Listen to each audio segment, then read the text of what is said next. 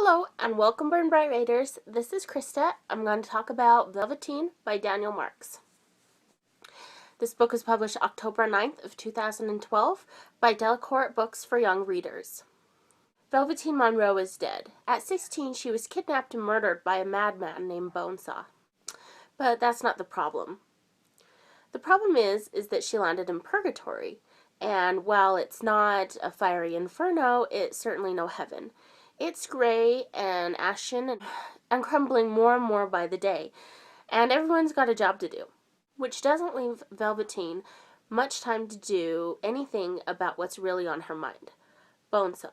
Velveteen aches to deliver the bloody punishment her killer deserves, and she's figured out how to do it.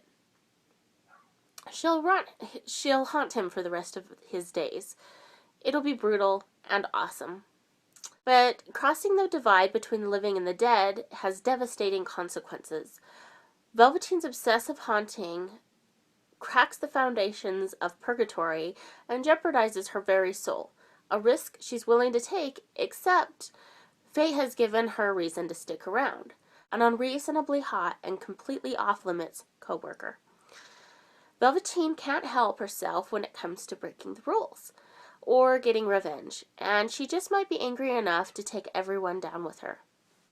Velveteen's character is kind of saucy. She is angry, she wants revenge, she is pissed off. Velvet is the leader of her crew, and her job is to rescue souls that have been taken or kidnapped or lost. When purgatory starts to experience shadow quakes, and when these shadow quakes happen, Velvet and her team take effect. They go up to Earth. They try to figure out what has caused this shadow quake. And usually it's a stolen or kidnapped soul taken by a banshee or a gypsy or some kind of being to help them do their own magic. And they use the soul to provide that magic to other people. Her job is to kind of go and assess the situation and get into the best position to try to win over whoever it is that has possession of the soul. So she is called a body thief, and she goes into a human's body and will kind of play a role of getting a situation set up for the rest of her crew to come in. She's come to be known since her stay in purgatory as one of the strongest leaders, and she has already rescued like 56 souls. She's known for being a tough person and a bad attitude. That kind of leads for a perfect position for her to take on this role, because she gets to use that anger and frustration when she goes out to do her job. She's got other characters that work along with her in her group. She has her best friend and Logan and Quentin, and they form this group, and they each kind of have their own role to play as they go to rescue the souls. Each person kind of plays their own part. And purgatory, is described as, dark and ashy and dirty and dark clouds. Really imaginative world.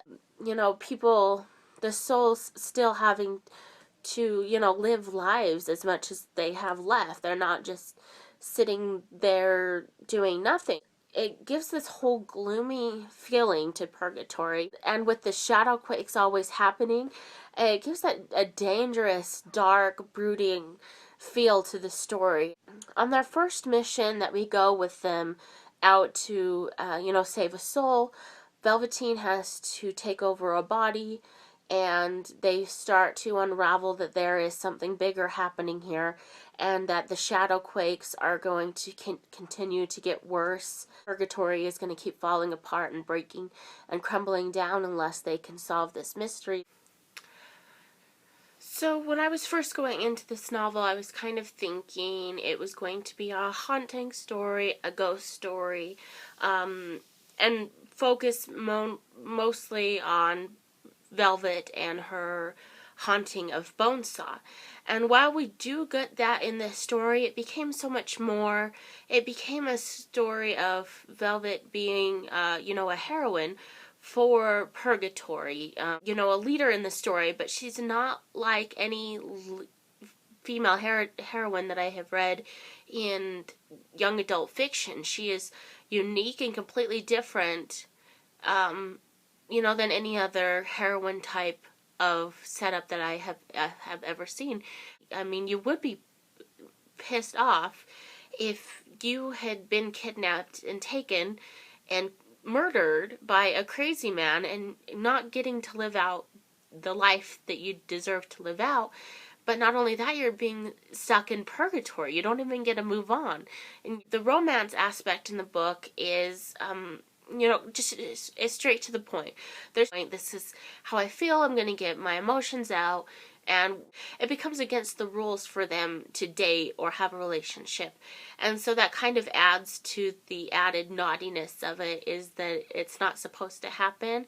My favorite part of the story was the world building, the different type of setting, and how it makes sense for a world built in purgatory to be so dark and dangerous and scary. When you think about it, the souls have to have some kind of purpose. You can't just float around in nothingness and not think things or feel things or have some kind of purpose. And the world he's built here is just that. You have a purpose. There are, groups, there are jobs, there are things that have to happen. There's counselors, there's peers, and you've got best friends, you've got people you've got to work with, and they all have their different roles to play. And some characters that they're, zombie-esque features to them. They're falling apart, they're gross, more bloodier aspects to it, but it wasn't very, very end of the book. There wasn't a lot of grotesque